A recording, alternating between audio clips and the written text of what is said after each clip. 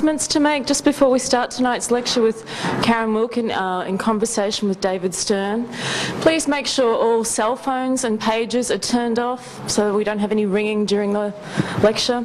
And also you'll note tomorrow night's lecture, we've actually had a change in the schedule. We have Sabina Rewald coming now, and she's going to be talking on bravado or desperation, the sitters of Dix & Co. So that's tomorrow night's lecture.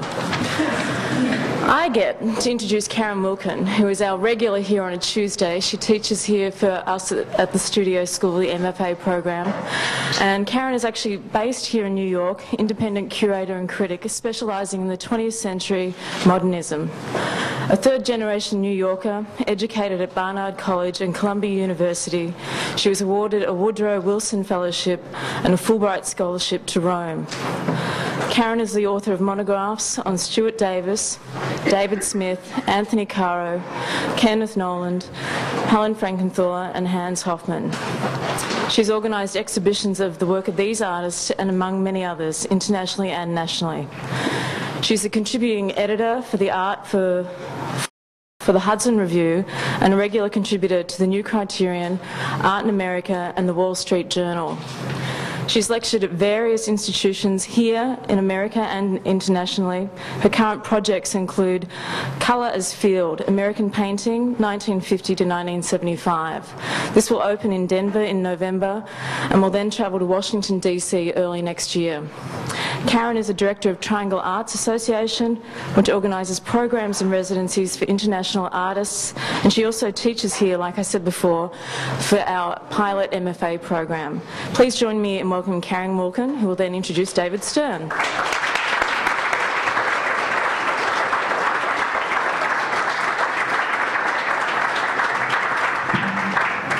You're supposed to be up here. I'm not doing this by myself. Thank you, Fran.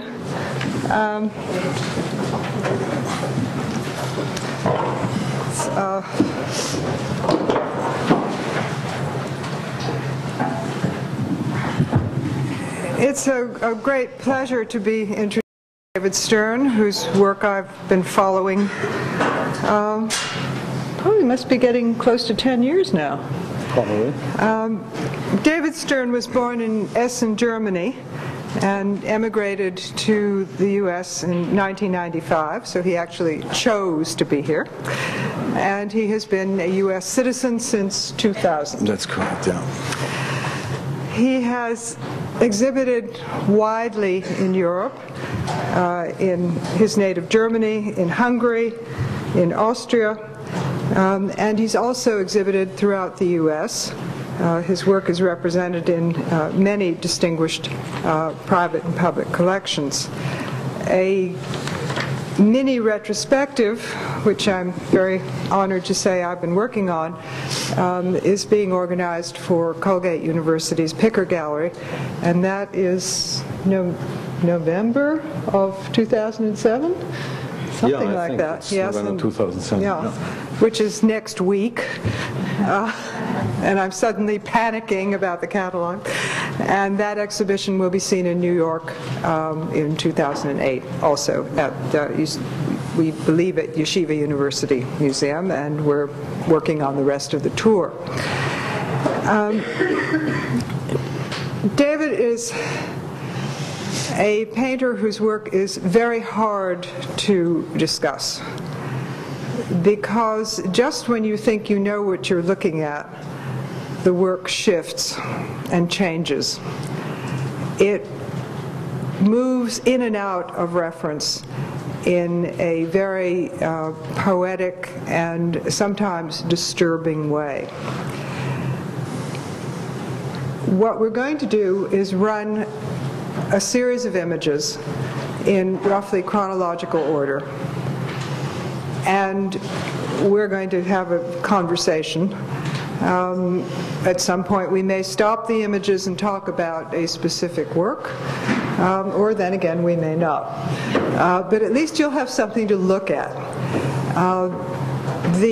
Obviously you'll not have information about sizes, but I think the scale of the work will announce itself. And you'll have, for those of you who haven't had the remarkable experience of seeing these work in the flesh, I think you'll get at least a good sense of the physicality and the intensity of the work. Now I'm told if I do this, the slideshow will start. And if it doesn't, somebody please come up and rescue me.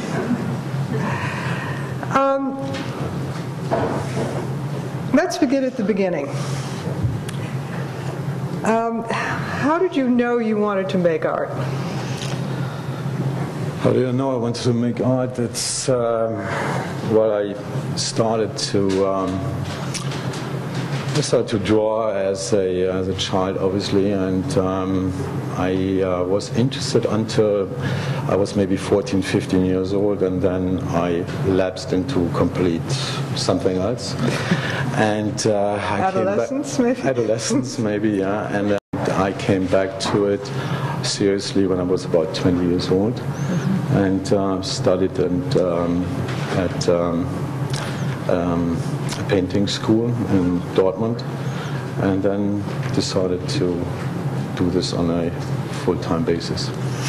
Were you the kid in the class who could draw those things that looked exactly like? No, Yeah, not so really. You didn't have that kind of facility? No. That's probably a not good really. thing. No, it was hard work. It was hard work. And when you studied painting, was this a very traditional kind of training?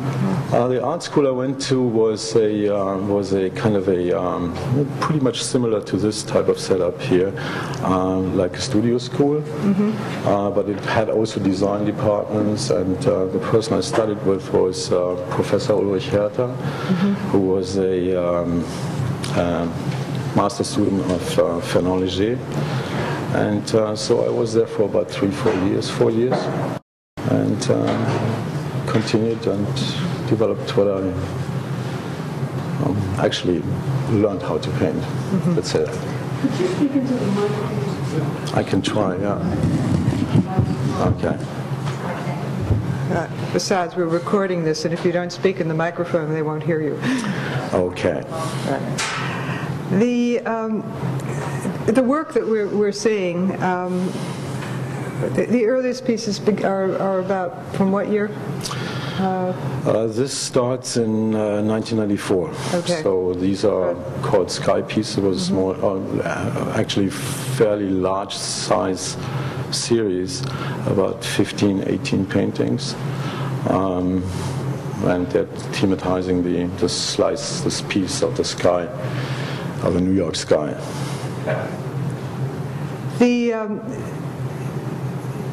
They're relatively abstract paintings, although there's always a very clear reference in the work. Did you ever paint abstractly, completely? No, never. And your early work was more figurative than this? Much more, yeah. Did you now? What made you come to New York?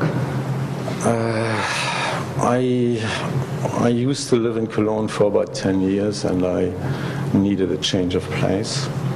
So I needed also to get out of Germany. And since I was born there, I lived there for 36 years. And so I needed to get out, and we looked at the various options, and I came to New York by default. So my first choice was Toronto, Canada. That didn't take us, luckily. So, then we came to New York. Into the microphone. Okay.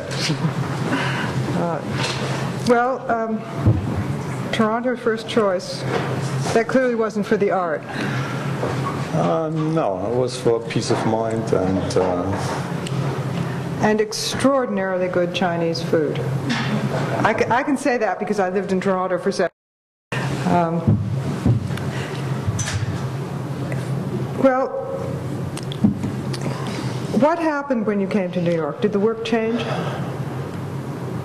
Not immediately, but after a while, yes, sure, I think it did, absolutely. I was quite overwhelmed. I had my culture shock when I came here, and first of all, the figures completely disappeared from my work, so I became more like landscape painter. Was this New York light doing this to you, or just avoiding the issue?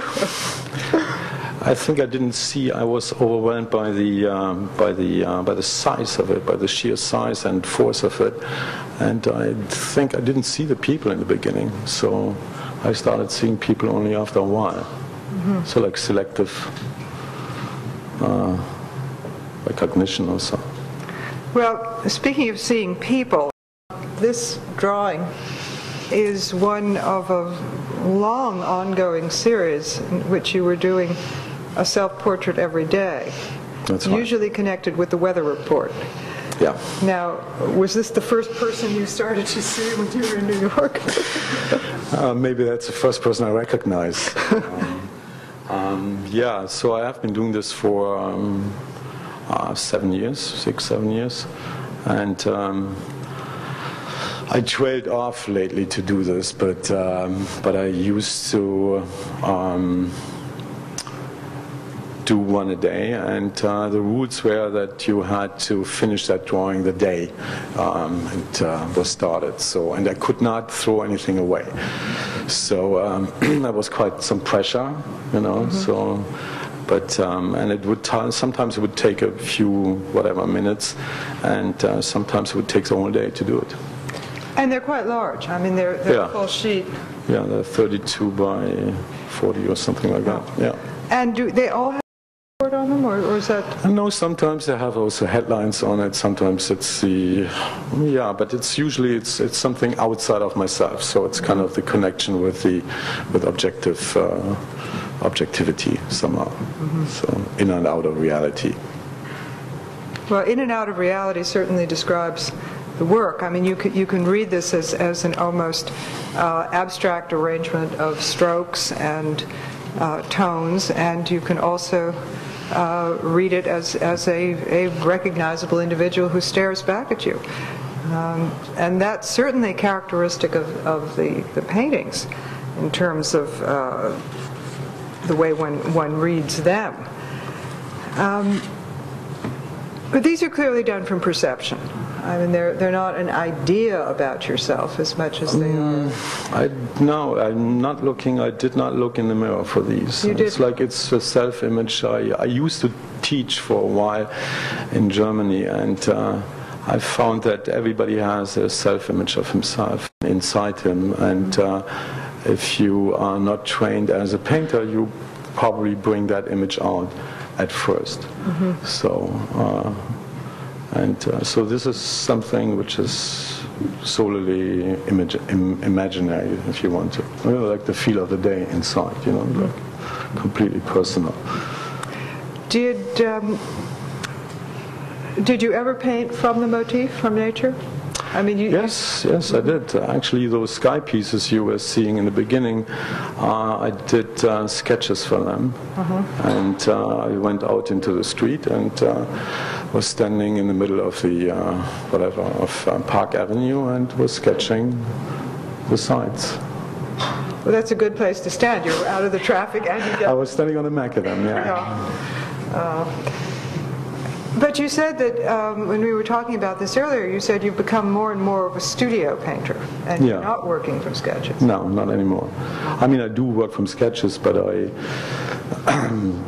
don't work directly from I don't work with models and so on, and I rarely venture out and go outside and sketch from reality anymore. So. These are, though most of these are based on observations I make walking around. When did the figure come back? About 3-4 years in. And I know a lot of the earlier ones, earlier figure paintings, seem to be about people in very specific situations. I mean, they're confined. There was a group sitting around tables. There was always in what seemed to be a very small space. There was a group on the subway. Right. Yeah, that was a series called Common Ground. Also fairly large, like about maybe 15, 18, 20 paintings. And it was my observations about the democratic nature of the subway. I was a little naive back then. So. but yeah, but confined, yeah. Confined. That's interesting. But they seem to have moved out into the street lately. Yeah, I have. Is this you're feeling more aggressive about America, or what? What got them out of the subway into the street?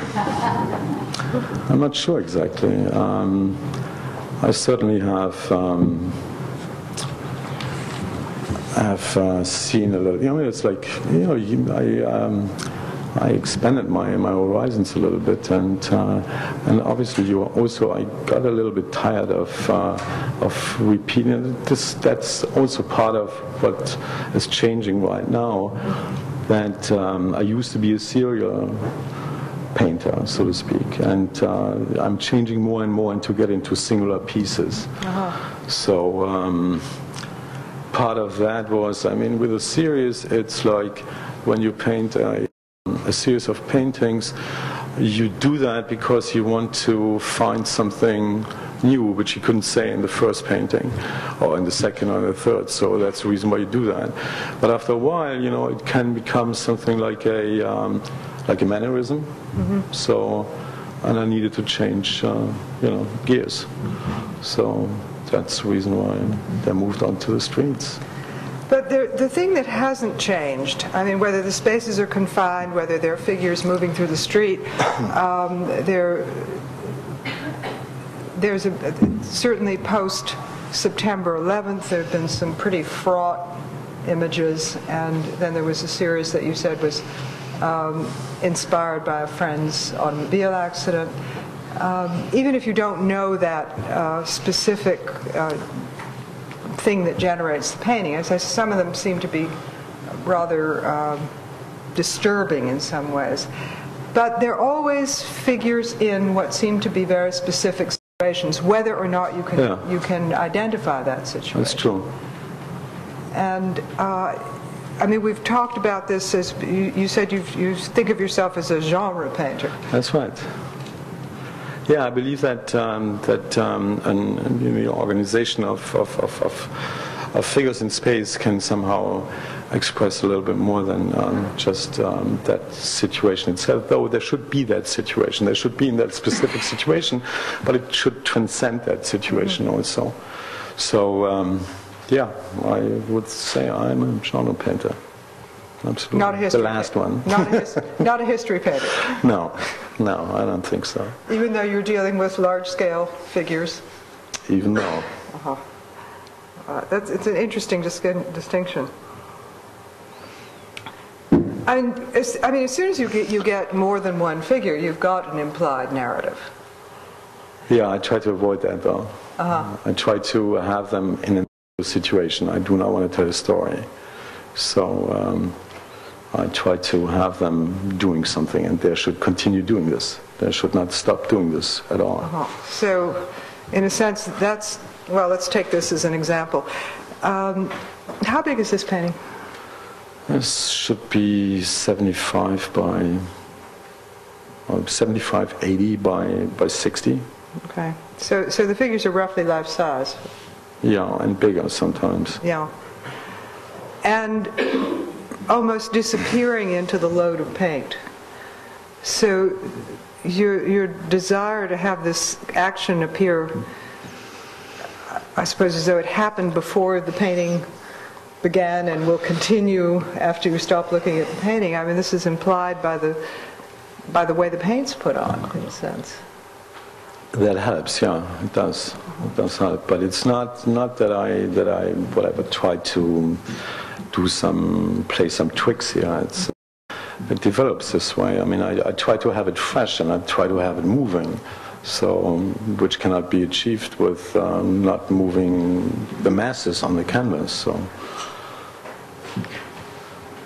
in my view. In your view, yeah. It's. The thing that does people do keep commenting on. It's something I'm always very interested in when I am seeing new groups of paintings and returning to the studio and watching these evolve.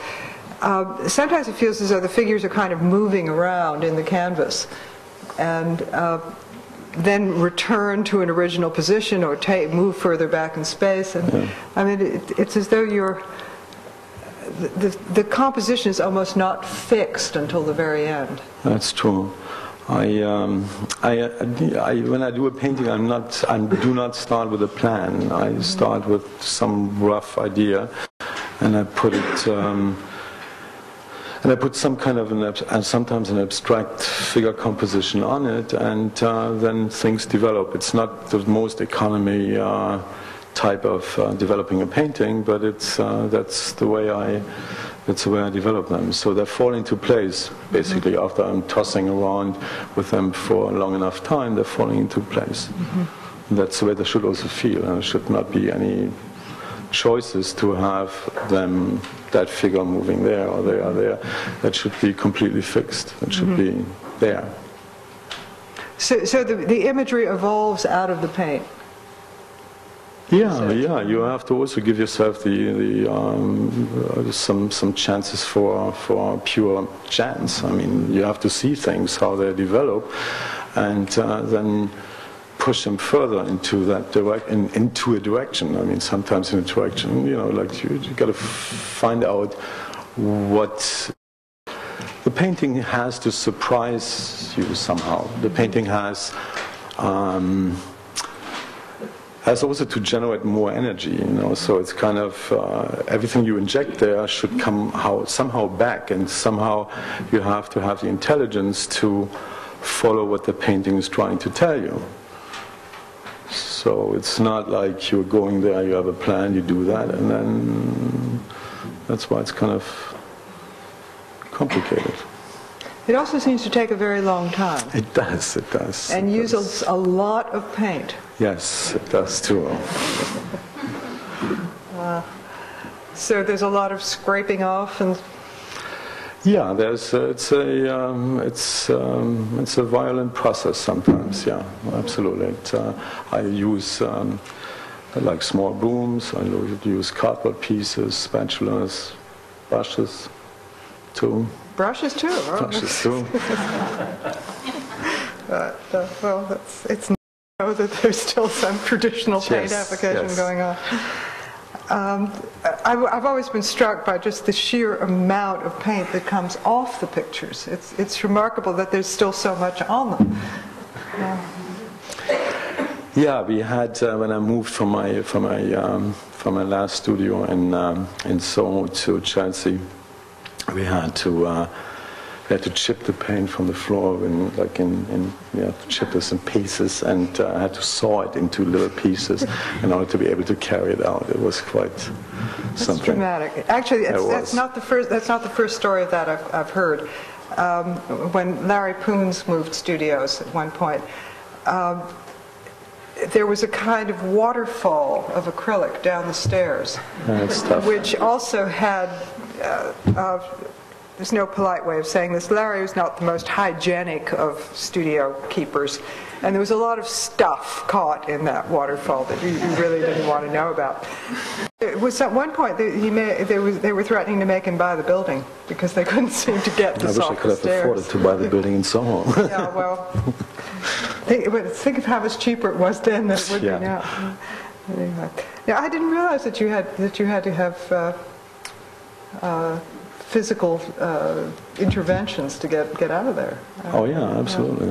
It was tough. It was tough to. I mean, pieces like this, they were heavy. They were like 30 kilograms or so. Can't be recycled. Yeah, we had a guy to discard it. I don't know what he did with it. I have no idea. Somewhere out in Fresh Kills. Probably. And yet you say you want the figures to have the sense of having reached their point of equilibrium. But there's always this implied motion in the paintings, and there's always this sense of instability in the figure. Yeah, equilibrium in so far that they are, it's a contradiction, but But I think they have to work as figures. They have to stay. I mean, they have to give you the impression that they're complete figures with all their fingers at the right places, etc., etc.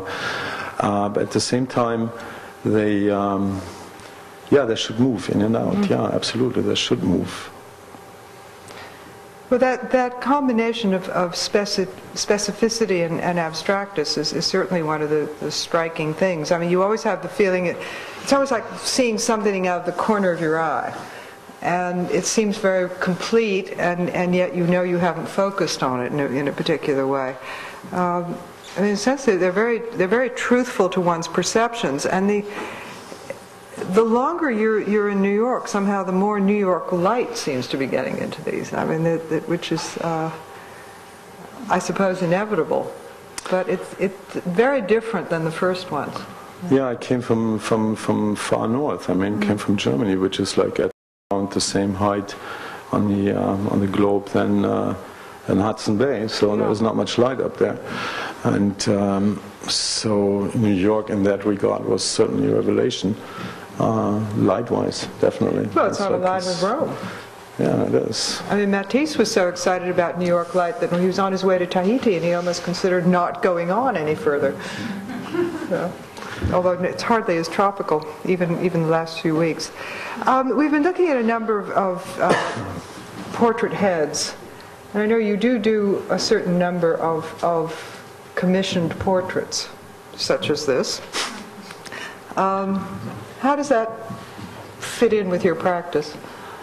It fits in pretty well. I mean, I'm not doing commissioned portraits. I mean, I do commissioned portraits, but I do portraits no matter what, whether I commissioned or not, because I somehow need to be grounded a little bit. So I need to have the reality check once in a while.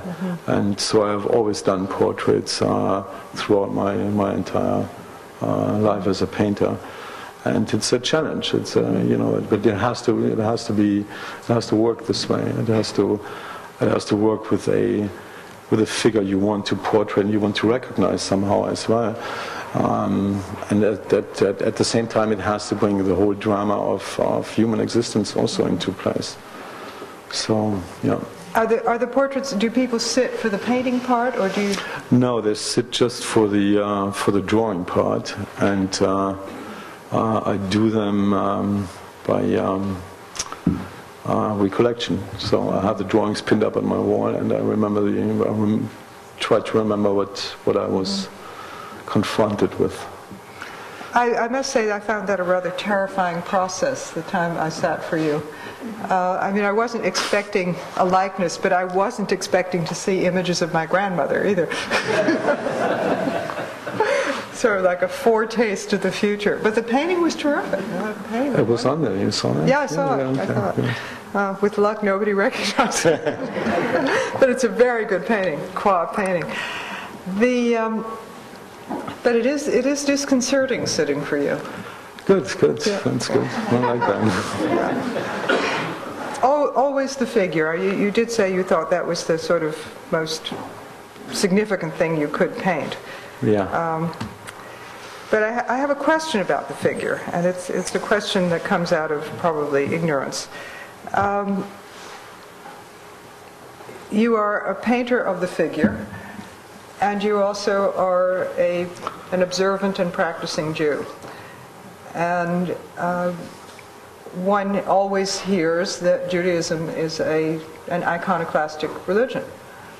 I mean, apart from the synagogue of Dura Europos at Yale. Right. How do these two things fit together? Well, I think first of all, I think it's a misunderstanding in terms of it's been said that you should not make graven images, which means like you should not make idols. So as much as I maybe want that, but nobody prays to my paintings, so it's not. That's not what I try to achieve here. Though you could say, I mean, if you try to make them alive, it's kind of it's a little bit of a contradiction there as well. So, but I don't think. I mean, in a literal sense, our religion does not forbid us to make images of man. Images of God is different, but images of man, I don't think it's. So, in a sense, the painter is in the position of God in this case. Oh yeah. Let's not get into this. I'll stay away. I'll stay away. I mean, I suppose also say that your emphasis on the materiality is getting away from this, because it's very clear that this is paint. This is not an imitation human being.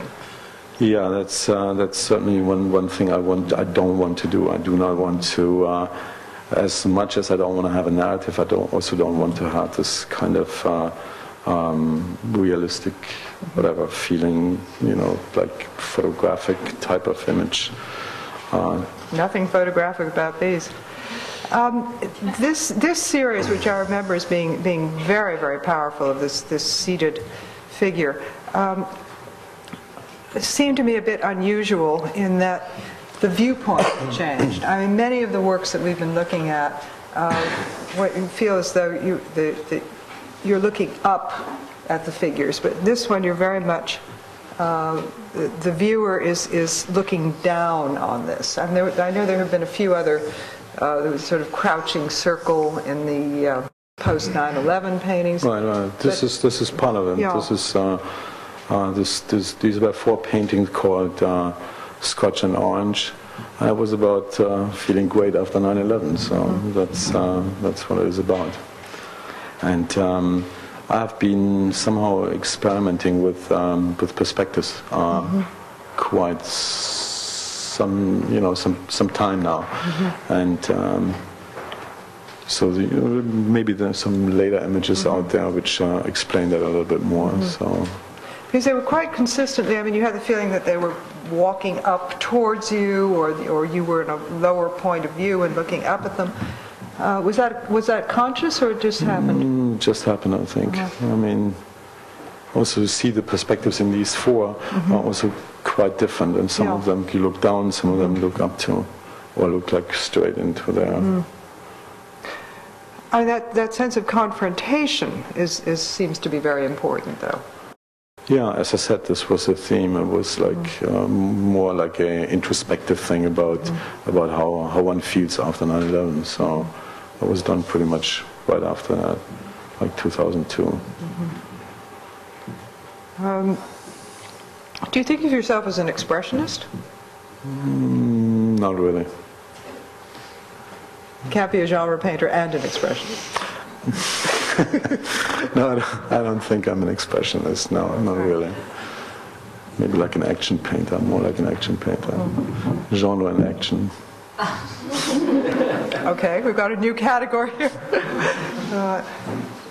Because there's certainly, I mean, possibly because of the just the physicality of the paint and the sense, when you look at these, you almost recapitulate the experience mentally of this stuff going down, and the paint's extremely juicy, and there's a real sense of physicality, which somehow equates with a sense of heightened emotion, or certainly heightened intensity. Yeah, I'm sure that I mean, after all, I come from there, so it's kind of, can I do it? Some of that certainly is, I grew up with this occasional stuff, and so some of that might be in there, yeah.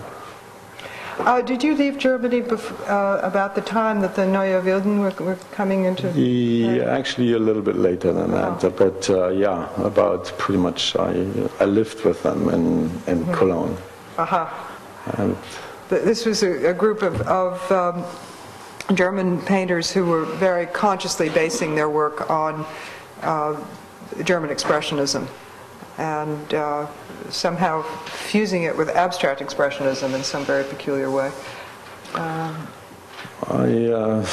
always thought that it was It was not really serious. I was not really taken serious too much. I mean, it was. I mean, they were taken serious by the art world, but I don't think they took themselves that serious. So and of course, I mean, it was placed. They were presented as the legitimate successors of the likes of Beckmann, etc., etc. You remember that show in '84? Appalling show in London. Right.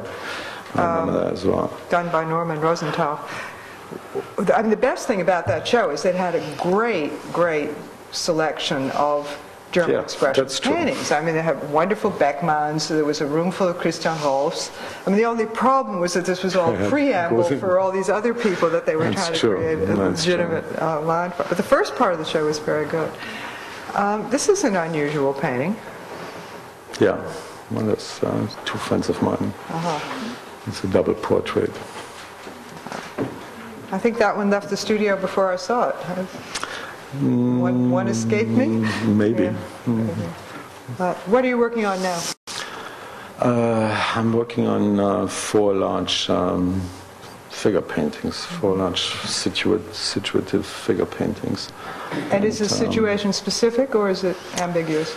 I would say it's specific, but you would probably call it ambiguous. So.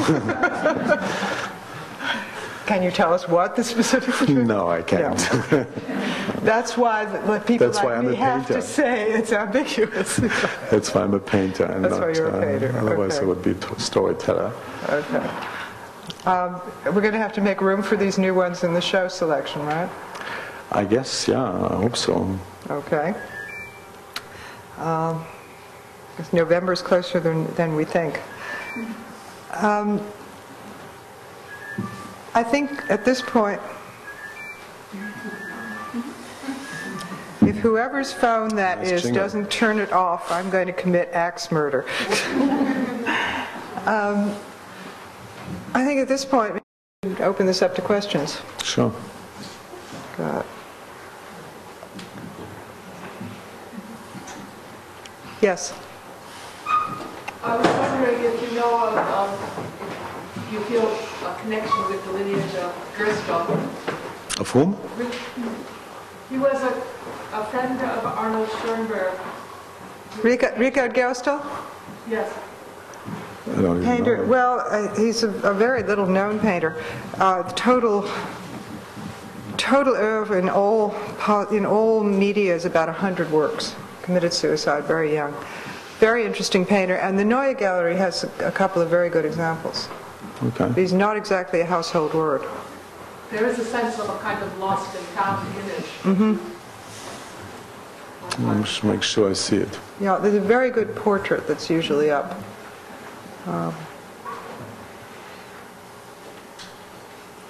Yes? The paintings that are in single figures that seem to be in motion more than just portraits, do you do them from life, from drawing, from something you saw, from imagination? No, these are basically also portraits, but they are full figure portraits. So somebody sat for them, yeah. But not during the process of painting. I did the same thing like I'm doing with smaller head pieces, where the sitter comes to my studio and I draw him and make notes, sketches, and then go ahead and do the painting afterwards. You seem to be very tuned into body language in the portraits, the way people sit, the way people move, almost more than any other kind of resemblance. Yeah, I'm an observer. I mean, you know, it's like that's one of the things a painter should be. It should be an observer, not so much of a player, but an observer. So, certainly, I mean, a person, the way a person composes him or herself, plays a big role in recognizing him. Sure. Do you look for that? Do you try to achieve that kind of specificity in the non-portrait paintings? I mean, there's often a sense of your groups of figures being individuals. Yes, I try. I certainly try. They should resemble real people. They should be real. Is this something that evolves, or are you thinking about specific people you've seen when you're working? I try not to. But sometimes it just slides in. But I try not to do that. So it comes out of the painting? Yeah. And certainly, you know, there's a certain point where you feel this is not right. This doesn't work. This is somehow an artificial pose or something like that, and which I try to avoid at all costs. So it's a novelist whose characters start telling him what's going to happen next? Kind of. Yeah. Irving? What modern artists do you admire? Among the living, I would say Auerbach and Freud and these people along those lines. There are many more among the dead, obviously. Such as? Such as Bacon, Giacometti, and there's a whole we can go back to Rembrandt, and there's a whole line of ancestry there. Is this the group of paintings that came from the tour buses? Yeah. Because certainly the angle at which one sees these people is remarkable. I shouldn't have mentioned that. No. Yes. What offends you or that doesn't work for you about narration? Because you can think of a portrait as a snapshot narrative of a person's life. Oh, that's fine with me, but a narrative in a painting where you tell a story, where something like a symbolic story, or you tell a story where this man is doing this and doing that and doing that, is something we should leave for a novel, and it should not be a painting. A painting has to be situative, otherwise it's not a painting, it's a story. Did you say situative? Yeah.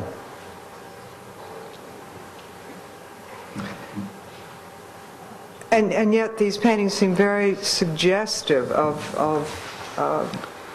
well, they are very specific. I mean, you obviously can invent your own reason for these figures to be, or a viewer can invent his own reason for why these figures are in a particular situation. Right. It's tough sometimes, though, to do that. So it's. Well, the ones in the subway were more, there wasn't a lot of ambiguity about those. There you go. Yeah. I mean, once you got those orange seats in there, it was, you didn't stick with that one very long, as I recall. How do you identify when the work is finished? That's a very good question. I mean, basically, it has to do with it comes to a point where I don't have the guts to go back in there anymore. So that's basically what it is. So it's kind of comes to a point where the painting has absorbed so much energy and is so strong itself that you just have to let it go, because otherwise you would trying to impose on it, so to speak. So, and that's a feeling. It's like you look at it and you have the. Sometimes there might be times when you give it up too early, or when you're just not trusting yourself. So that's why also my process takes like a lot of time, because I leave the paintings in the studio, and I see whether they are holding up against time. So, and if they don't, they're going to be destroyed or whatever. They're going to be worked on. So you'll go back into a painting? Yeah, after a certain amount of time, I probably don't. But it's like if they're still around in the studio and they bother me, yeah, I do that. But I hate to do that though, because it's also a defeat. I see you kind of staying with the same colors. Do you vary that very much, or are you just real happy with what you're working with, the red, blue, gold? Red, blue, gold, and white. That's it. Yeah, just what I see up there. Yeah, I guess that's what I'm working with. If that's your perception of it. Well, to be a little more specific, have you tried where it would be like a green dominant color or a yellow dominant color? No, yellow. I had a couple of paintings with yellow in there. Green never happened. Yeah. Too much like landscape? I don't know what it is about the green, but green doesn't happen much. I mean, they do feel very urban, even if you don't have if you can't identify the setting. There's something about, maybe it's because of, crowds of people pressed together, which suggest urban experience. But you don't think of these as, bucolic narratives in any way. No. Especially that one. Yes? There are very few openly Jewish paintings. Do you see yourself as a Jewish painter? No. But do you purposely avoid painting Jewish subjects? No, but I'm a Jew, and I don't paint Jewish subjects necessarily. But there are religious songs. There are some, because it's part of my experience, part of my life. But I'm not necessarily just painting Jewish subjects.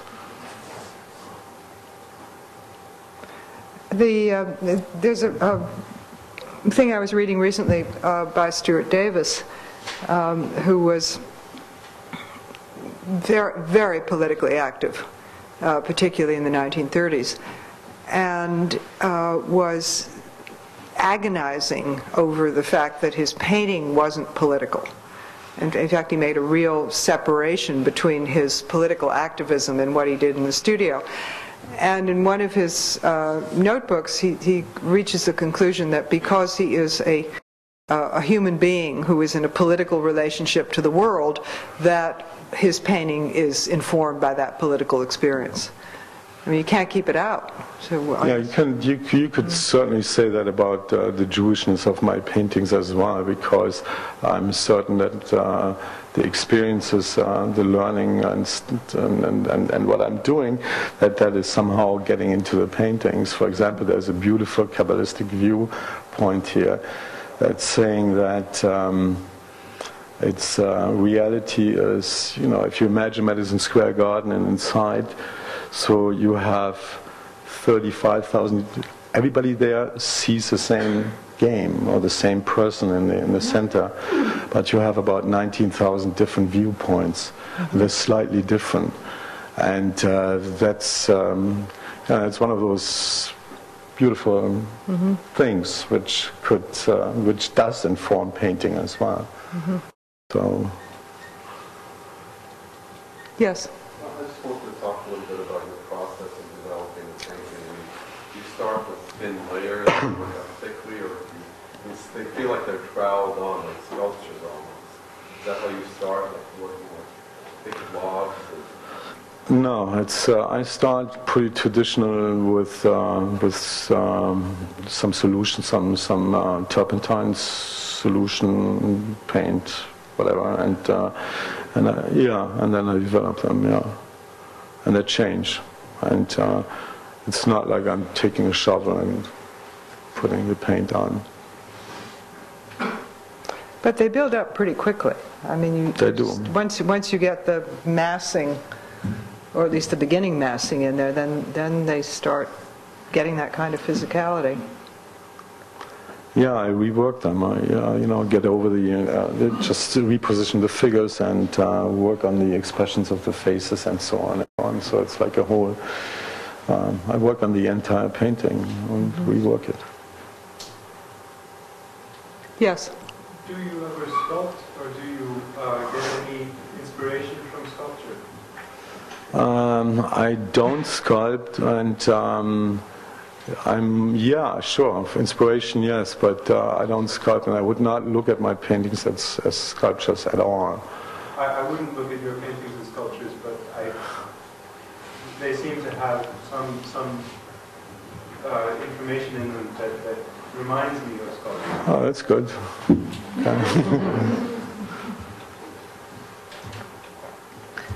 Well, maybe that's something to do with all those big pieces of paint that you chipped off the floor. Could be.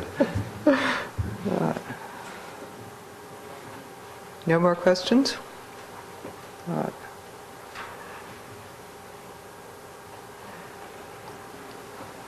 Thank you, David. Thank you.